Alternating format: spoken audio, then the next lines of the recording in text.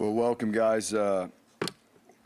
We start off this week, really, for us, a week starts on a Sunday as we move forward and learn from the first experience. And obviously, watching the film, there's plenty of things we can grow from. Naturally, going from week number 1 to week number 2 in any season, there is always an opportunity for growth and to make a big jump. We had a very efficient Sunday, and excited to see the players around the facility this morning and today and getting started on the next opportunity, which brings another Power 5 opponent in our first home game right here to Albertson Stadium. So we'll work diligently through today and create a plan that we're going to be able to make simple and concise to the players in all 3 phases so that, we can be more consistent, as we spoke about after the game on Saturday. There were plenty of opportunities for us there where we were in rhythm. In our last opportunity where we played, in character, but we definitely have to clean up some of the things that we made mistakes in that first opportunity, which is very correctable stuff. As we turn on the film and watch, it's basic fundamentals, some things that will keep us in rhythm, being on the same page, as we always talk about, winning the pre-snap and communicating to get ourselves in rhythm and to keep ourselves in rhythm. So, again, we had a very efficient Sunday. Like where the team is at right now, they came back yesterday and worked, and again, is already in the facility this morning on their day off, getting squared away with some stuff academically and obviously getting prepared for the next opportunity. Both Toomer and Genty after the game, told us, hey, this is not acceptable. We have to get better. Toomer said, hey, we're not going to quit fighting. How pleased were you with kind of the response for the guys after such a tough loss? Yeah, I'll say this, and I've already said it. I love this team. We got some unbelievable guys. We even leaving the game, we didn't need to watch the film to know some of the things that we can and we need to be more consistent with. And that's the approach this team has had. Excited about that, and obviously that's why I say we had a very efficient and productive Sunday and moving into a Monday. Obviously can't wait to get back on the field tomorrow and get rolling.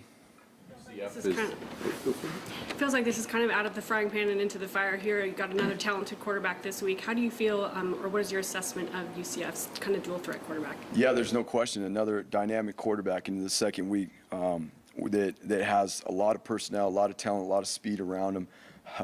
Coming to play another offense that was very, very productive in the first week and is coming out of the first week as the #1 offense. In terms of yards and put up a lot of points in the first game. But we see a quarterback who is very efficient through the air within their plan of attack in the pass game and is one of the fastest players on the field as well.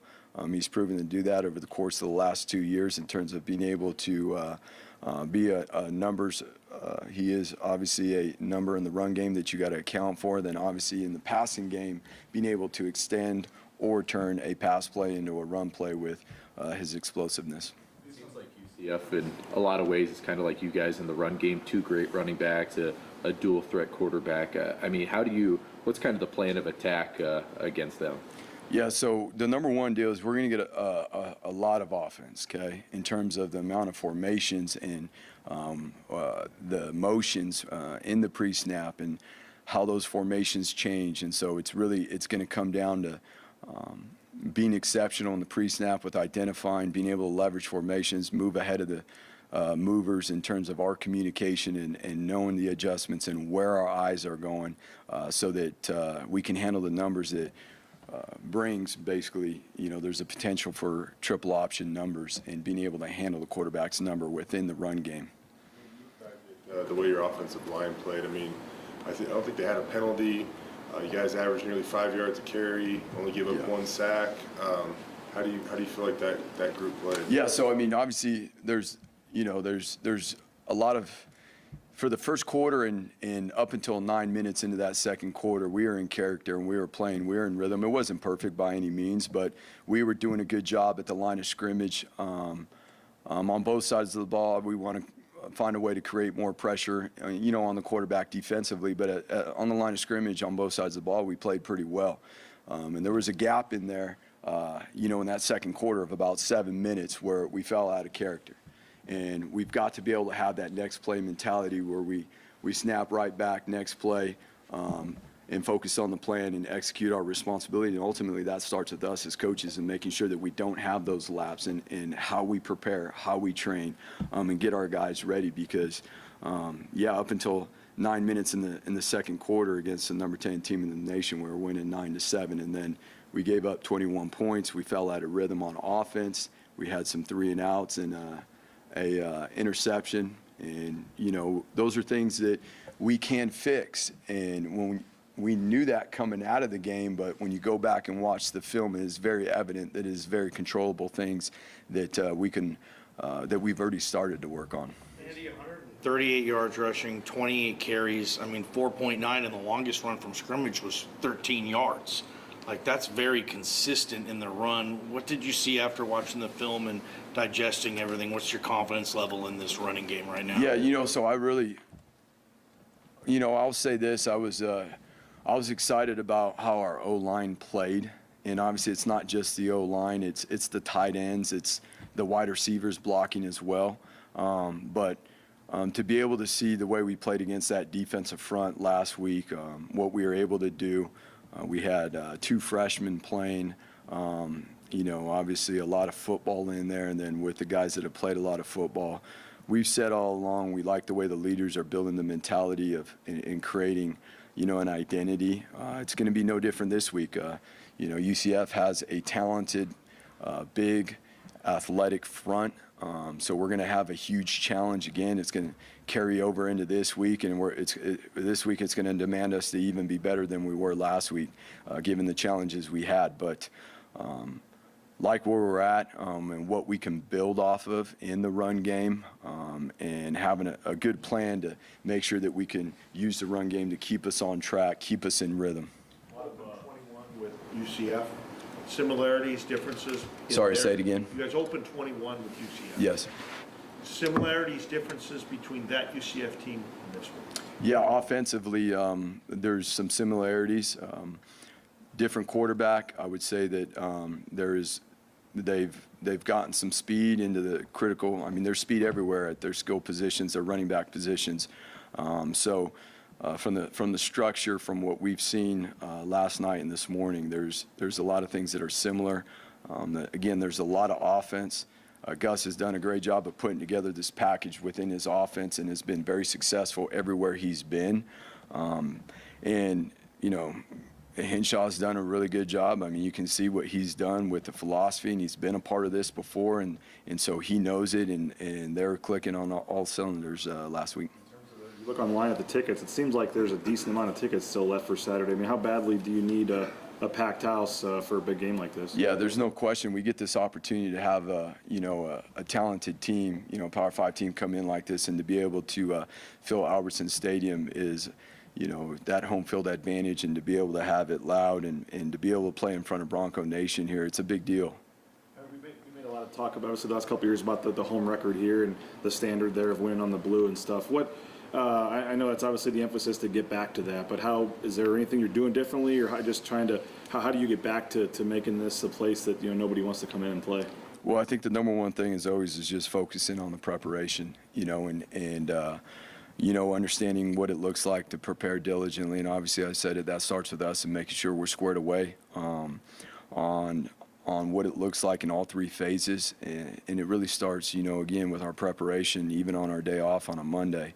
And the urgency and the focus and the diligence that goes into preparing, that's what it's always been about. And then it creates a confidence and a mentality then when game day comes along to be able to protect the blue.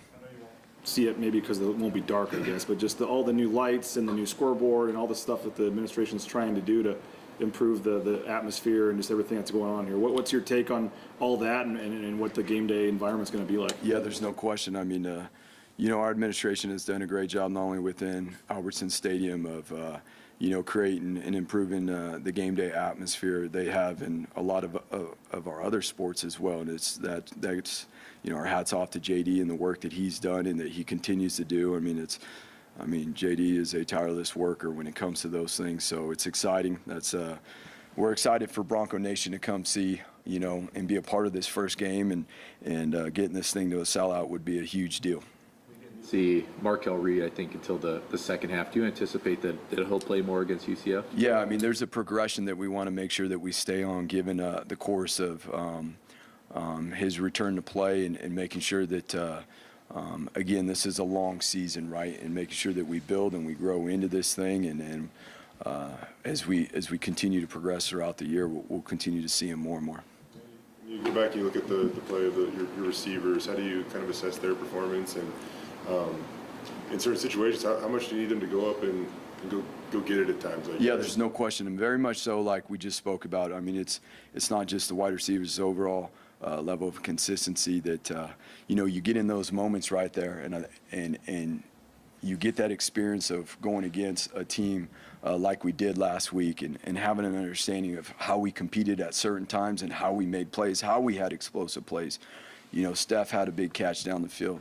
Emac had one on the sideline where he toe tapped. Now the consistency of bringing that, together, because there were lapses. There were lapses where we had some drops, and again, those are very correctable things. Coming down to focus and keeping the priority on getting the ball in our hands, and then what we do with it after, then obviously that's going to help us. So those are the things that we get into these games, and we've got a schedule where we are going to play. We are going to play elite teams week in and week out, and it's going to be a priority that we control the things that are very controllable. On that, when you guys went for 2 on the weird formation there, what was wrong? I mean, was there actually a penalty, or did the refs miss that, or what was? Well, I mean, there was, within that, we can't move our feet, and it appeared that one of the guys had slightly moved his foot, so they obviously called us on that, but we're not going to stop. We're not going to stop with the creativity and finding our opportunities to create difficult situations. The secondary from last year to this year. I mean, last year, season opener, you let up a lot of passing yards against Oregon State.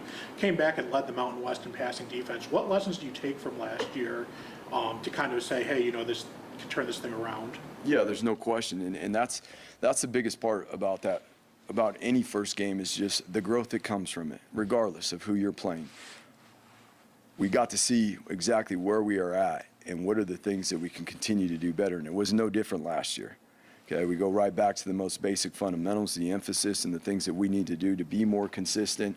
Obviously, create a clear and concise plan as to exactly what it is we're doing, and then building in the standard of which we need to operate every single day at practice, so it becomes reaction, it becomes habit. And on the side, again, we got a group that we know that cares. We got a coaching staff that cares about these guys, and we're looking forward. That's football. Where you're at in the first week is definitely where you're not in the second week, and not in the third, and so on. Did you want Talon to run more against Washington, or were they doing something defensively that kind of limited that? Well, I think that most teams are going to have a game plan to make sure that quarterback number, is obviously defended. And so at times there's going to be opportunities, and at other times there's not going to be, based off of what a defense is working to take away.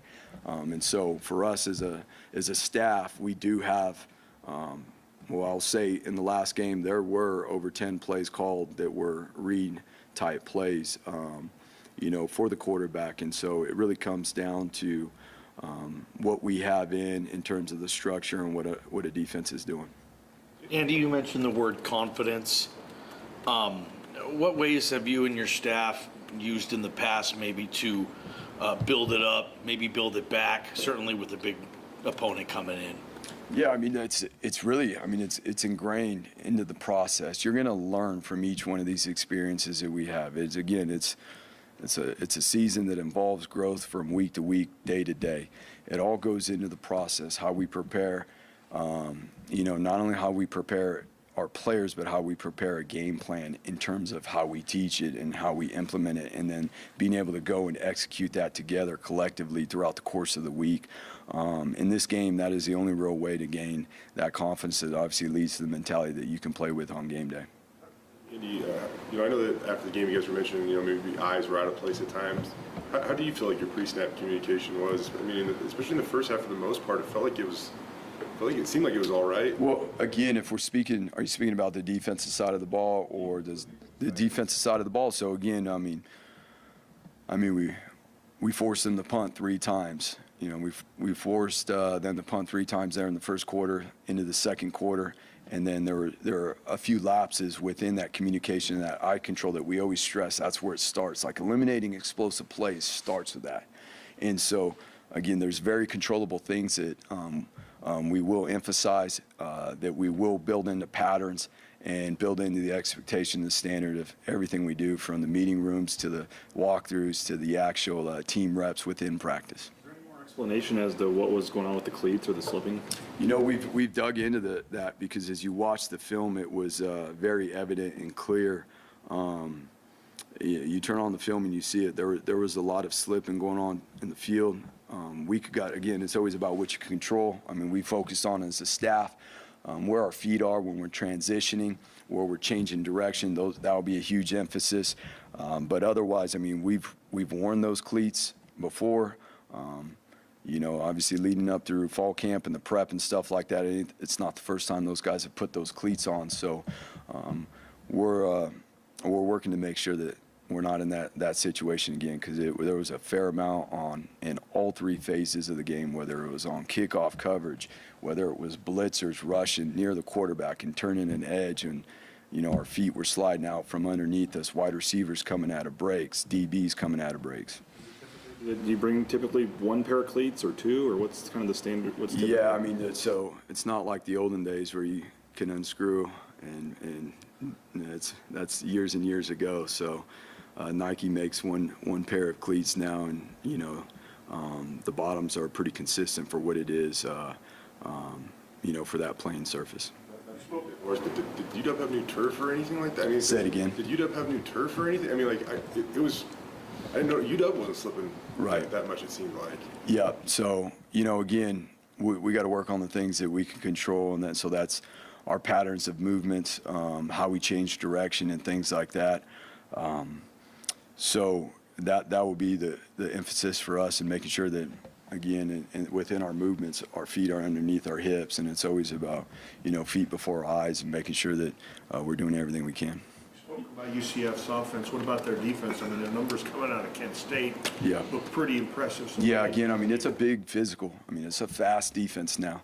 They got some length in the secondary. We already spoke about the defensive front. They were disruptive last year. They got some guys back from that front last year.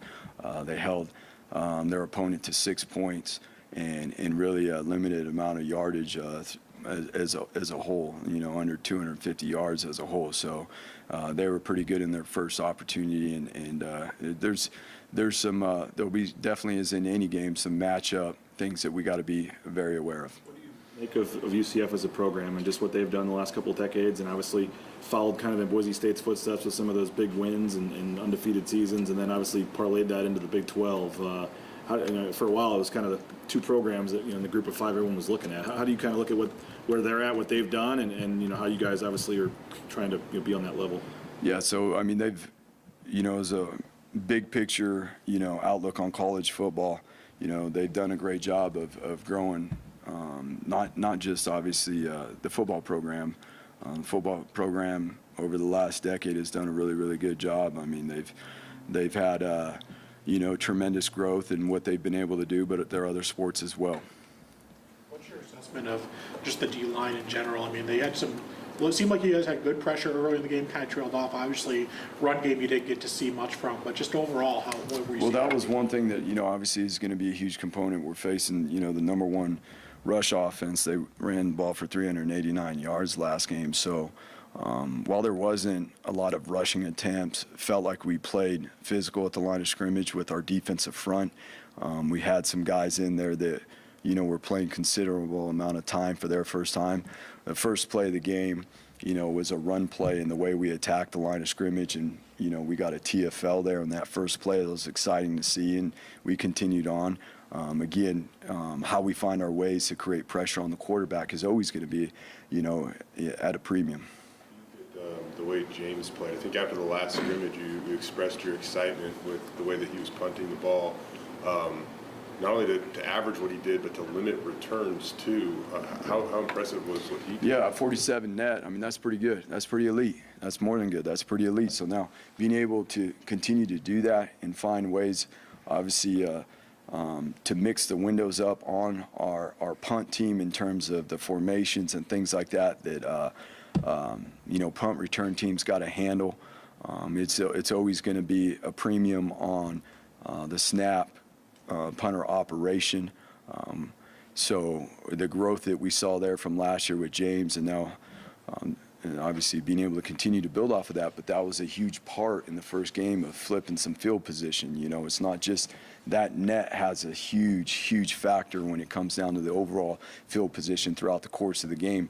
Early on, because we had an explosive on the first kickoff, the field position was, the offense was starting backed up, and eventually we were able to flip that and get ourselves in better situations there. And a lot of that has to do with how the whole team plays together and flipping that field from defense to then putting, the special teams out there and what we're able to do with that to create. I mean, for your offense, I think in the first half, your average starting field position was like the 16 or 17. How hard is it, too, offensively when you're having to go 85, 90 yards every drive? Yeah, I mean, it starts off with all three phases playing together. With that first kickoff starting, defense starting at the middle of the field, we went 3 and out there, but obviously they're in a pin situation now, and it just creates the efficiency of the offense was there. I mean, we had the opportunity to move the sticks, but we dropped the ball on that first third down there that would have moved the sticks. And then even within that, when you got a guy that is efficient the way he is as a punter, even if you don't continue to move the ball down the field, you've now are in a position to actually flip the field. So it's all those small things within the game that when we talk about collectively builds a level of consistency. Those are the things that we're talking about that then have ramifications on the big picture.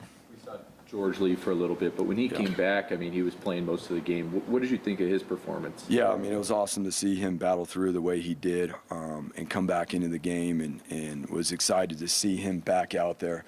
As George always whether, the things that go unnoticed is probably the way he protects. I mean, he did a good job within protection.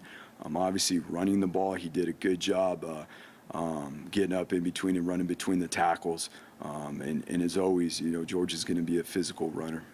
I don't know if anyone asked you about it since over the last couple months, but I saw you ran out on the field for the first time in warm-up, and you had the visor with AW on, and a lot of guys around the program have talked about what Andrew meant to this place, and obviously with his passing. What did he mean to Boise State, and what have these last couple months been like? He was, he's a rock in the program in terms of who he is as a person.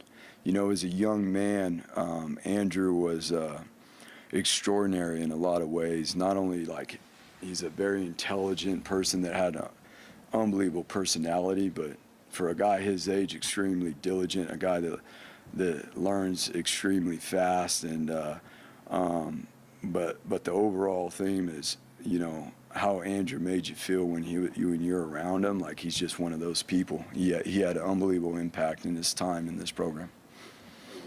Building off that, I did notice quite a few guys wearing visors too. What was it about him in the visor that obviously obviously makes you think about him? Well, I mean, it's just, again, we're like we said all along, I mean, he's going to live on through us and our experience and the opportunity that we got, the time we got to spend around him. And so, there's certain things that, we continue to do around here that no one sits in a seat in the team room here. Obviously, the visors are a tribute to him and as a reminder to who he was and the impact he had on this program. We saw Ethan Card come out a couple times on some packages, third down stuff. Is that just kind of like him using him as an extra tight end or an extra blocker? Yeah, I mean, it's an opportunity to use our personnel to our advantage with, getting a guy that is, capable. Can't wait to see him go down the field here with his number 19 jersey on. I'm waiting for Bush to unleash that, but it's It just shows you that if guys work and they compete, and we'll find a role for them. And Ethan's been awesome here. And again, it's what the O-line is building too. There's other guys too that are within that framework of guys that we want to get on the field that, as we spoke before, that are developing behind the scenes right now and that are doing really good things. And as we always talk about building that dependable depth, it's got to be at all positions right now. You talked about protecting the blue earlier. I mean, obviously, you're going to want to do that no matter where in the season you are, but how much pride, do you guys take pride in the 21-year home winning or opening home win streak at all? Or?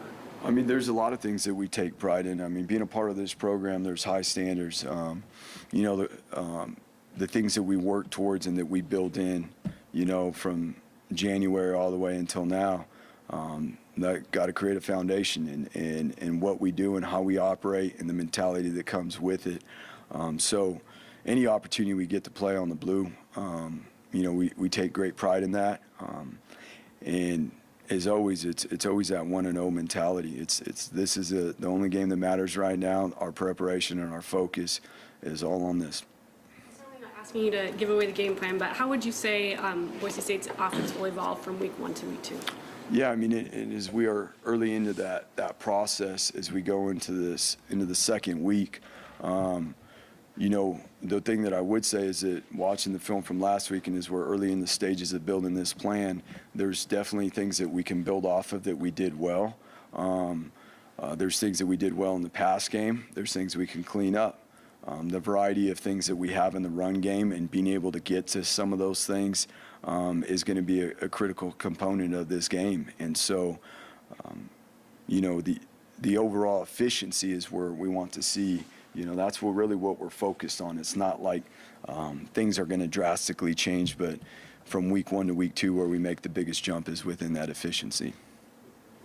I think against Air Force last year, you guys had like a number violation. I noticed Gavin Hambrick, he switched from 35 to 55. Seems like he's a fixture on kickoff. Did he have to make that switch because Jonah wears 35? Well, we can switch out jerseys every play, or we can slide him in a new number, and I don't think we're changing Jonah's number. So, you know, it's part of it. He's a linebacker. 55 looks good on linebackers. Anything else? All right. Thank you, guys. He doesn't. I was like wondering who that was. I was meant to ask that.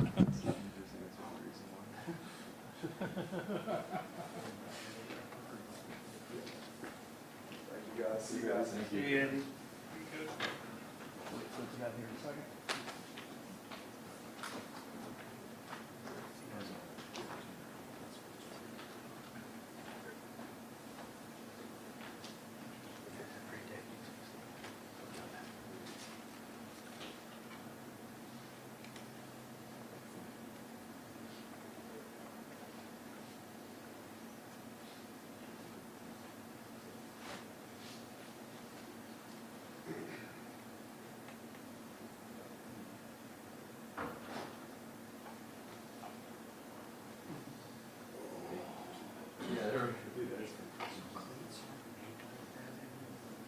I was wondering about that too.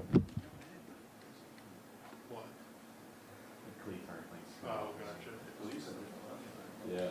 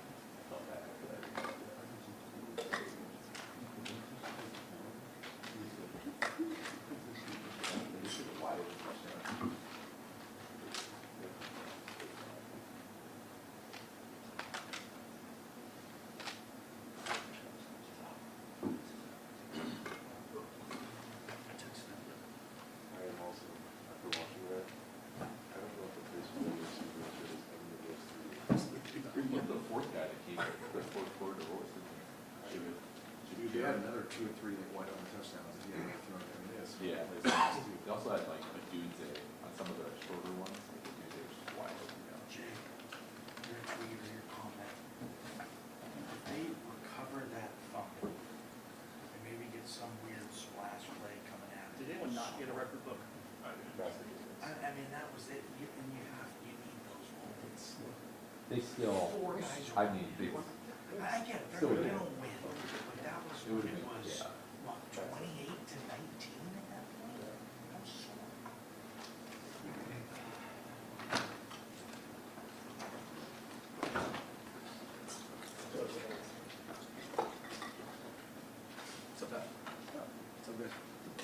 By the way, this will make the second straight week Boise State will play the #1 pass offense in the country. Good luck. Yeah. No, appreciate you guys taking the time. Obviously, you know, the result that came Saturday afternoon, you know, I take full responsibility for it. Obviously, I did not do a good job getting our guys ready for that game, and they played their tails off. They played hard. But obviously didn't do a good enough job from a big picture standpoint, put them in the best possible situation to be successful, and it showed up on a big stage. So I feel bad about it. My heart hurts, but I also am excited to get it fixed. We got a great group of guys that we coach every day that came in yesterday to the building that were excited to get back to work, that obviously frustrated about how Saturday afternoon went, because we know we're way better than we showed Saturday afternoon. And once again, I take full responsibility. I need to do a better job. We got a really good group of guys that love football, love each other, and we got to be better. And it starts with me. Like Patrick said, you know, another tough test ahead of you. You know, how hungry are the guys to kind of right the ship after last week? Yeah, no, I will tell you this group of guys will be hungry regardless what happened last week. Obviously, that's even extra fuel in the fire. And more than anything, obviously you get punched in the mouth the way we did on Saturday. It does motivate you, but more than anything, we know we're way better than that. We're way better than that when how we communicate, how we play with great eye control, how we're on the same page. Like, all of those things are how we played was uncharacteristic of us. Obviously, it goes through the preparation, which is on me. So our guys are very excited just to get back on the field with each other, to play together as a team, to play together as a unit, to do the little things that it needs to play good defense. Communication and eye control in the pre-snap, getting to the football, tackling, creating takeaways. Like, all those things relate to playing good defense. And obviously, we need to take a big step this weekend. The first several possessions, obviously, for Washington, felt like everything they did get, they were struggling to, and I don't know if they just popped or if they found something, because then it got into the point where it felt like they were doing exactly what they did best, which is driving the ball downfield. What, from your perspective, did they find something in what you were doing? At the end of the day, they had to have, right? I mean, at the end of the day, too, I didn't do a good enough job switching up pictures for them. And there's a lot of things from my standpoint that I need to be better next time. But I'm proud of the way our guys started the game. I'm proud of the way that they, started the game on the 50-yard line and responded to a 3-and-out. Like, those are the things we talk about a lot defensively, where you respond, right? We can't punt. We can't have any, oh, you're right, coach, I'll get it fixed next play. Like, you have to be on that razor's edge. And I'm proud of how they started the game. And then, obviously, as the game went on, especially into the second quarter, I got to do a better job of switching up the windows and pictures, because it was just too easy of a picture for the quarterback, too easy of a picture from the pressures we were bringing for them to pick him up. We didn't get enough pressure to Penix. And then in coverage, we had some errors that came up that we can be way better at. Once again, I take full responsibility. I don't say that in a way of that's just because I'm the DC. I really do. And my heart hurts for the group of guys I coach, because I know how much they worked for that moment, from not just game week. It was summertime. It was spring ball, the training they did. And I know we're way better than we showed, and we're going to work our tail off to have that product on the field. I think it's easy sometimes to see a wide open touchdown and just blame whoever is the closest to it, when probably there was so much more going on. Absolutely. But, like, how do you look at the safety? I mean, some of those plays, I mean, the guys were open by 10, 15 yards. Is that miscommunication? Is that just, the safety or the cornerback getting beat? What do you attribute a lot of those to? Yeah, obviously, and once again, first and foremost, it's my fault, because we didn't do a good enough job from a rep standpoint to the call in that situation, to making sure everybody knew who they were supposed to be on. So, because once again, we have a great group of guys we coach. There's not a guy that I see every day that is not excited to get better and grow. I mean, they're up there right now watching UCF film, getting ready. So that's the kind of group we coach. So obviously, first off, starts with me in regards to how we're prepping them for these moments and the different looks we're seeing. And then secondly, defense always starts with communication, eye control, making sure, okay, what are we going to play to these sets? As they release vertical, who's grabbing what number and all those things. And once again, it comes from practice, comes from us as coaches doing a good job to make sure it's clear for these guys because they want to. They have a want to. And I got to do a better job changing the picture in that game because it was too easy for them. We needed to make it harder on them in a lot of those situations, and I did not do a good enough job. Can you explain the eye control piece and you know, and maybe an example of what that means? Yeah, looks like. so when I say communication, eye control, defensive calls are called in different than obviously offensive calls that tell you the exact formation, tell you the exact route, tell you exactly what's happening. Defensive calls are signaled in with built-in adjustments to the different formations we're playing depending on the call. So as a defensive unit, from the safeties, the linebackers, to depending what we're seeing, there's communication that needs to be built in. Us as coaches then teach that throughout the week that, hey, if we get this set, we want you guys to communicate blank. If we get this set, we need to communicate blank. More situational based, and that needs to be clear for our guys so they know without question, okay, these are the tools in my toolbox that I can use to communicate. Because at the end of the day, as long as we're all on the same page, we're going to be just fine. If all 11 are playing the same thing, we talk about all the time, if we're all wrong, we're all right. And that comes from me as the defensive coordinator, making sure that's clear what we need to be playing in those situations so we don't give up the explosive plays we did. The way the secondary responded last year after getting torched in the opener against Oregon State, what lessons can you take from that, and how can you point to that and say, hey, this is how we turn the ship around? Yeah, absolutely. I think there's a lot of different things from the past that we've learned. Obviously, you don't like to go through a 56-point game to have to learn the lessons, but we are. And from last year, losing game one and having to get some things fixed going into week two, we're doing the same thing right now. And we have a group that's very hungry. We have a group that does not feel defeated. We have not lost our confidence. Obviously, we see the issues. We see the deficiencies from if it's scheme to techniques to eye control. We've seen those, and those are being corrected as we speak. But I know it's a group of guys that are very excited to go play again with each other on Saturday. And once again, they're motivated to just play together, making sure we're all doing our 111th. It's not trying to make a play because I love this team. I want to no, we need you to do your job in this snap. And once again, coming from me to these players, that needs to be clear what that is. And that's going to be the biggest deal. If I'm supposed to be in this gap, you got to be in that gap. I know you want to make a play, and I love you for it, but you got to do your job. If you're supposed to be in the post, you got to be in the post. So those are just some things, once again, starting with me, it's just got to be clear for our guys because they care. They want to get it fixed. They want to be an elite defense. That's the standard here. Obviously, that was not even close to how we played on Saturday, and we're excited to get it fixed, just like we worked to get it fixed last season. A lot of fans will say, okay, well, was Washington just really, really good, or has the secondary really got some problems? It's probably somewhere in the middle. How hard is it to gauge, I guess, some of the issues or things when you're playing against a passing attack that's that good? Yeah, I mean, obviously Washington's very talented. They've got a great crew of not only the offensive line protecting the quarterbacks, receivers, but we're way better than we played. And that's what we talked to our defense about, and just showing them plays where we know we're better, right? From a communication standpoint to even a scheme, from a call, we're better than we played. And so looking at it, does that mean that if we get all these things, games never work like that. You're never going to go into a game and leave. Everything's perfect, guys. Great job. We'll see you guys on Monday. There's always going to be stuff to clean up, but we got to do a better job eliminating all these explosive plays because that's what hurt us on Saturdays. Obviously, the amount of explosive plays they had. In the first quarter, we were able to limit them, and then obviously in the second and third quarter, it opened up on us. And so that's where, I believe Washington's a really good offense, but we're way better than we played. What about in the red zone, too? I mean, I know even in some of the scrimmages, we heard that you guys gave up some yards, but in the red zone, they were locked down. I think they were 5 for 5 on touchdowns. Yeah, that's not our standard at any 100%, BJ, and that's something that for us, especially against an offense like that, you're going to give up some plays. I mean, they do a great job, but our mentality in the red zone is 3 or nothing. No matter what or how they got down there, we have to have mechanisms to where we are not going to break down there. We're going to hold you to field goals, or it's going to be 0. We're going to go block the field goal, or we're going to create a takeaway, and it didn't happen on Saturday. And so, once again, starting with me from a game plan standpoint, did we have enough answers? Did we put our guys in good enough spots to be able to defend what we were seeing? And so we're looking at it holistically right now, from the top down to, are we putting our guys in the best situation to be able to defend in the red zone? Because you have to. You have to play good red zone defense all the time, especially when you're playing an offense like Washington. Again, on Saturday, you guys only blitzed a handful of times, and it's so hard against a quarterback like Penix. He seemed to find an open receiver. What do you see with UCF? I mean, Plumlee kind of seems like the same way, and he's got the legs too.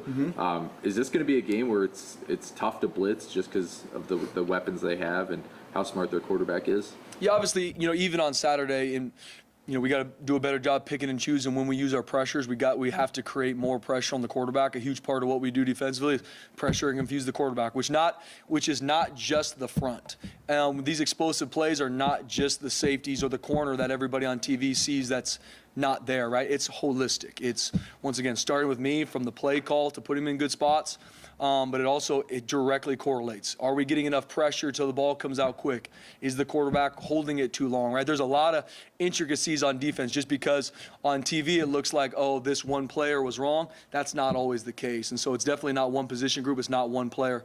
But especially going into playing UCF, they do, playing them from 21, they do a phenomenal job offensively. First off, the tempo is a real deal. They want to go as fast as possibly can.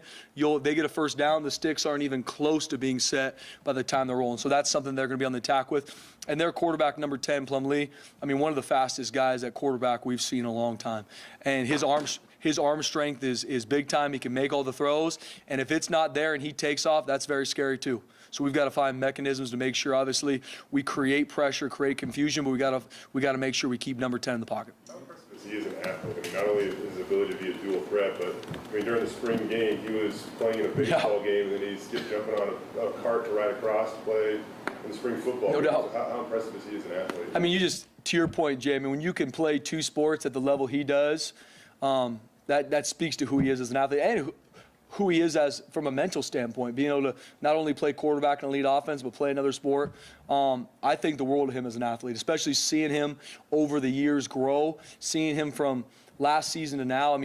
He's always been able to take off and run, but he can make all the throws. He could throw the ball a mile. He's put in space. He can roll to his throwing arm to the right. He can also make the same accurate throws rolling to his left, which is very impressive.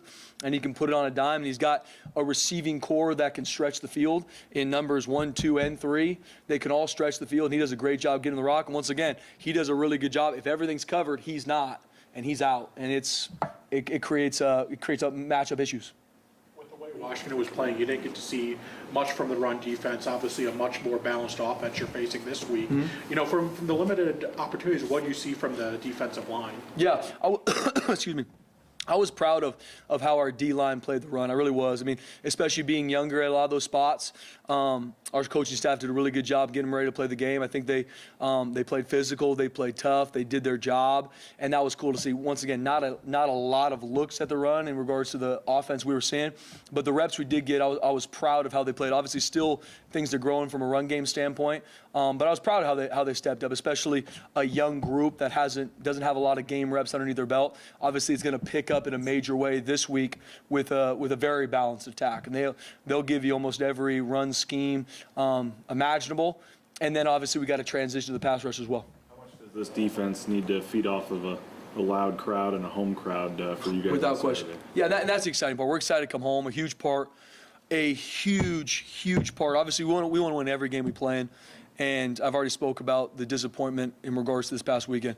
But when we play in the blue, it's a huge deal. It's not just something we put out, but defending the blue, defending home for these fans, for these people, it is an absolute huge part of what we do. And so everybody that comes, being loud, creating chaos, that is a strategic advantage for us, especially defensively.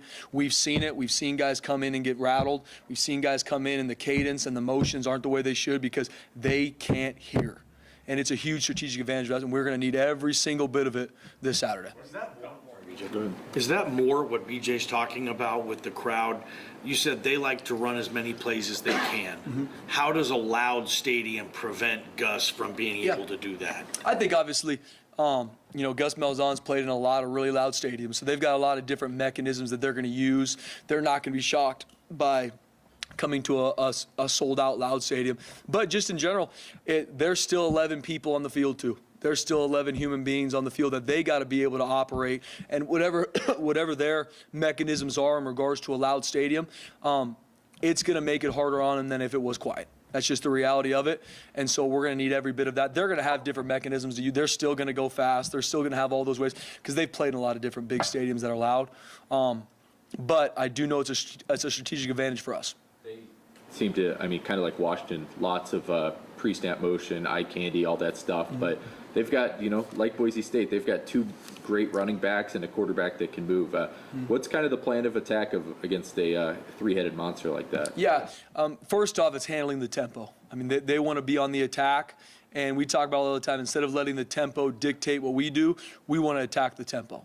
And that's a big thing, obviously, from working it through the summertime to prepping this week for it. Our guys will be ready for those moments. We've seen tempo teams in the past, and I think Gus Malzahn and his crew do an outstanding job from a tempo standpoint, but that's going to handling the tempo first and foremost. Then it's just we've got to go back to our emphasis. And for us, it's with all the eye candy, with the tempo, tempo is designed to have you play with a lack of eye control and a lack of fundamentals and techniques, right? It's so you're misaligned because you don't see the formation the right way. You don't see your keys because it's going fast, right? All these things are to create a lack of the fundamentals and techniques that breed elite defense. And so that's what we're harping on this week to make sure that we attack that by being lined up before they do, and we're going to play with great eye control. We're going to play with great fundamentals and technique from the front end to the back end. And then we're going to have different answers in regards to what they do offensively. We saw Amari McCoy out there some, obviously Jaden Virgin, some of these guys that hadn't played a lot or at all. I mean, what were your thoughts on some of the guys that were getting their feet wet out there? Yeah, it's awesome. I mean, BJ, at the end of the day, when these guys that have kind of paid their dues or new guys to the program get out there and cut their teeth, game reps are phenomenal, right? That you learn so much good and bad through the game reps you get because you're ready for the moment more the next time, right? You learn so much through those moments. So the more we can get this group of guys to stack those game reps up, it's going to be huge. And especially with a group on defense that's playing with some guys that are younger, guys that haven't played as much, it's huge that as the season goes, okay, how can we grow from week 1 to week 2? Obviously as a whole defense, but even these individual spots where now these guys are no longer the ones that haven't played a lot. As the season goes, they're going to be guys that then get a good amount of reps underneath their belt. And so it's cool to see them respond, get these reps, maybe see where we want them to grow, see where we can play these certain situations better, and they will. The task wasn't easy for him, but how do you think Rodney played against Washington? Yeah, at the end of the day, I mean, holistically, like, especially when you give up the yards we give up, it's easy to look at and see. I shouldn't say it's easy, but everyone's going to see, okay, was it the corner, was it the safety?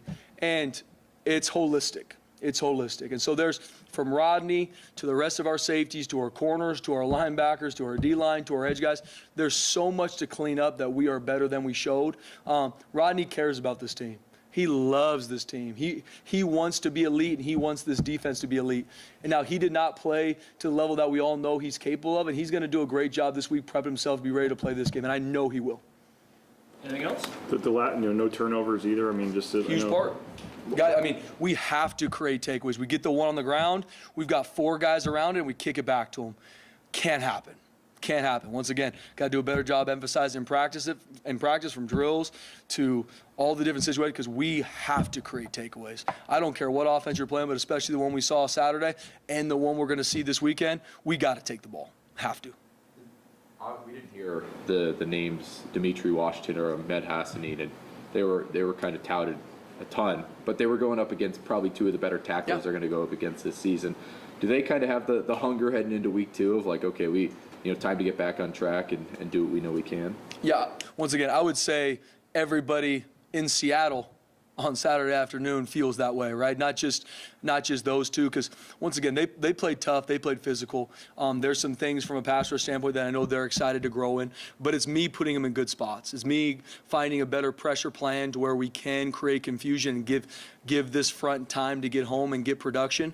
But just like them and just like everybody else on defense, starting with me, I know we're very excited to grow from what we showed on Saturday because we're better than that. And once again, start with me.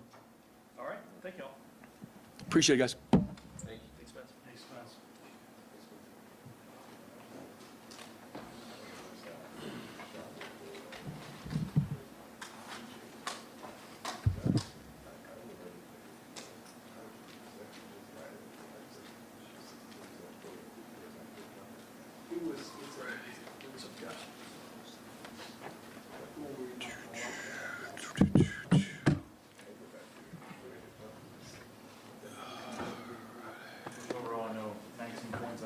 you were going for. There, what were just your overall thoughts on how you guys played offensively?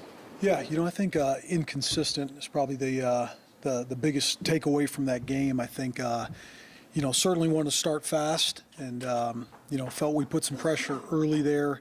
Was proud of the group in what we call the middle eight, the last drive of the second quarter, first drive of the third quarter, but just overall too inconsistent to go on the road and beat a team like that. I know that in the second half, particularly, the score was the reason probably, but you guys passed more than I think some people might have expected with this team with the backs you have. I mean, how do you look at that first half? I think it was 24-13 pass to run. Yeah, I think obviously there's always got to be self-reflection, and that's something we took a long, hard look at. There was a there was a time there in the second quarter, just with George, seeing where he was at. From a health standpoint, I think that influenced us a little bit, but also, again, self-reflection. I think you look at their two losses from the year before, UCLA, Arizona State, and they certainly, did a good job stopping the run against Texas. And so I think sometimes, maybe that can be in your mind a little bit too much, but certainly looking back at it, needed to do that more to put our defense in a better situation and give us a better chance. What did you think of Taylon's performance? I mean, it seemed like he missed on a lot of throws that we've seen him make last year in practice, but, it didn't help probably that, the receivers dropping balls and just playing against a great defense too. Yeah, I didn't think as much of, the missing throws. I thought for the most part, from an accuracy standpoint, when his feet were set, they were there. I just think I take full ownership of it. He understands this from a decision-making standpoint. We know what it is at the quarterback position. You can be really good for a lot of reps, but the consistency of making those decisions over and over again is going to be what you're judged off of. And I think we're certainly ready to learn from that, grow, and excited to get back out there on Saturday.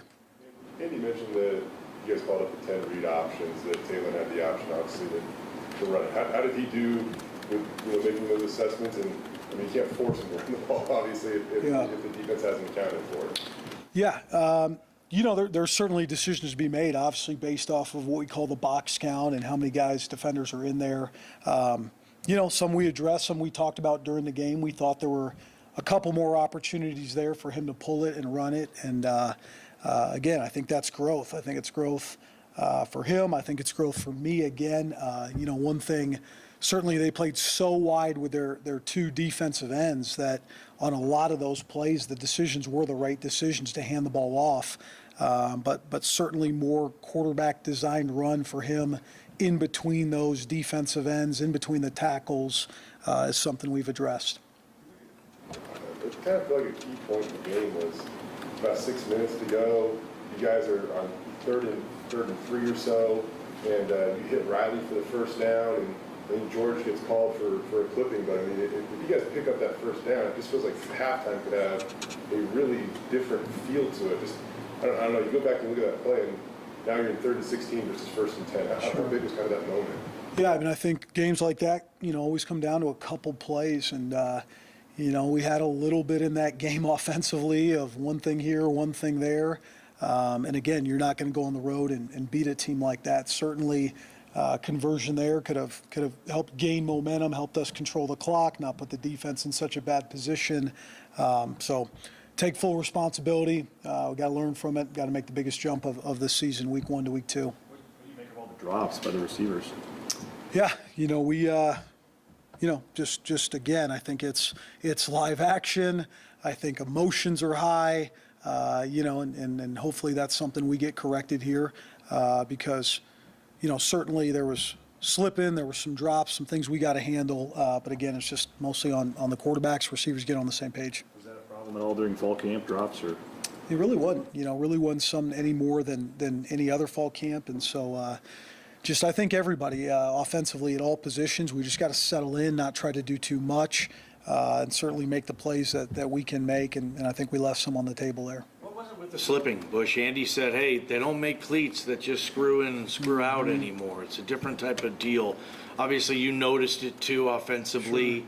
What was the root cause of all the slipping? We didn't see Washington slip that much. Yeah, not sure. I mean, I think it's something we've kind of tried to address, and you know, whether it was a cleat issue again, that wasn't, you know, that wasn't the reason for the lack of production. I just think you know, guys geeked out, not as much focus on their fundamentals, maybe all those kind of things, right, lead to that. But it's just us handling, taking control of what we can control is a big focus for this week.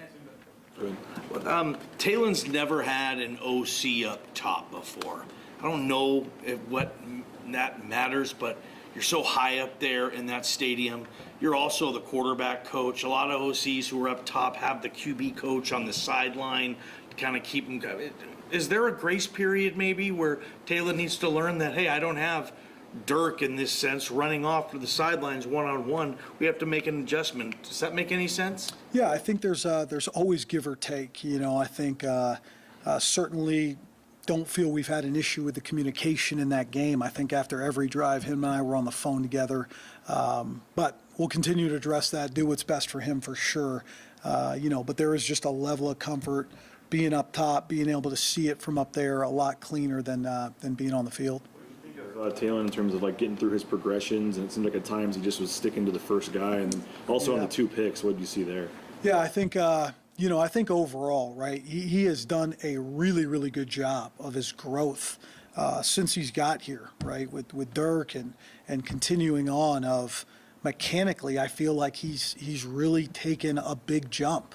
And so now, as we all know, the final step of this quarterback piece comes down to the decision making like you're talking about. And I think, you know, certainly there were good decisions to be made, and he made a lot of them. And, you know, but we got to just keep developing there. I think from the first interception standpoint, I believe it was a 3rd and 9 situation. They played extremely soft. Ball needed to go to the underneath coverage. It's something we've been repping all camp, and I think he understands that. You know, the second one, it's on me. I think we went to the screenplay probably for the 5th time. We had success with it, and that was an unfortunate one. But I think overall, it's always going to come down to that 3rd down execution, and certainly when we do take shots when they're not there, try to find outlets. Line, you know, did a pretty good job keeping Talon clean, made some holes for the running game. You know, overall, what was your assessment of the O-line? Yeah, really proud of those guys. I mean, you know, I think we really felt we knew what we were going to get out of the veteran guys, Garrett, Ben, and Cade, and I think all those guys held their own. But I think when you look at what Cage did and what Roger did in a tough situation, you got to be extremely proud of those guys. It's a testament to them being in a big environment, and you know, again, I thought they protected well. I thought they played extremely physical, and that's a huge momentum boost for us. He cited efficiency as a way he thought the offense would evolve from week 1 to week 2. But where do you see it evolving? Yeah, I think exactly efficiency, consistency. Again, I think there were some high-end plays made in that game. I don't think the moment was too big for those guys. I think it just comes down to the consistency. I know he probably talked about that 7-8 minute span there in the second quarter, and if we clean that up, you know, we feel it's a much different game. And so I think certainly giving these guys a chance, a better plan for what needs to happen in this game, and it falls on me. Of EMAC, I mean, he had 15 targets, which is not too many off what he had all of last season. It seemed like you're moving him around a little bit, playing the slot. Like, I don't know, is that kind of what you envisioned? We talked about his versatility kind of growing as a receiver. Did we kind of see that on Saturday? Yeah, I think so. I think that's one guy, you know, that certainly you saw and was able to play with those defensive backs. You know, I mean, I thought he was out there making plays, speed off the ball. We were able to do different things with him, and obviously, you know, I think the world of that guy, certainly with what he can become. So I think it's just going to be for him now is his preparation, buying into that process. He proved that he can play at that level, and we just got to continue to build on it. I think there were a lot of fans, you know, after fall camp and the way coaches and players talked, we're excited about seeing Prince Strawn, and I don't think we saw him out there. Would you expect that, you know, he'd see some time against UCF? Yeah, I think so. Again, I think as a freshman, right, it's always on our mind again of, building it up with him, making sure he's confident when he's out there. A lot of times with how we do things as well, we play with a lot of personnel groups and have for a long time here. And so a lot of times the game dictates what the calls are. And I think, we had plans on playing them 5 to 8 plays in that game. But the hope is to build them up and get them going.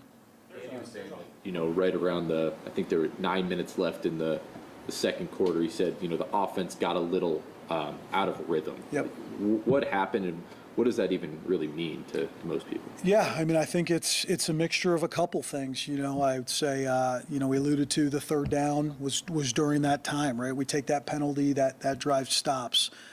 We have a situation where, looking back at it, feel like we were trying to be aggressive, called the game aggressive, and I heard us, I think, with taking some shots early in those drives and not building some momentum. So you got the drop, you got different things. So I think for us, I think one thing I know about this offense, one thing I know about this program is there'll be a lot of ownership taken. It starts with me. We talk about rhythm all the time, and we got to make sure we play with great rhythm. Home opener win streak that dates back all the way back to your time as a player. What is it about this program that, that obviously you always want to protect the blue, but the first game out there, you guys come out and you do it?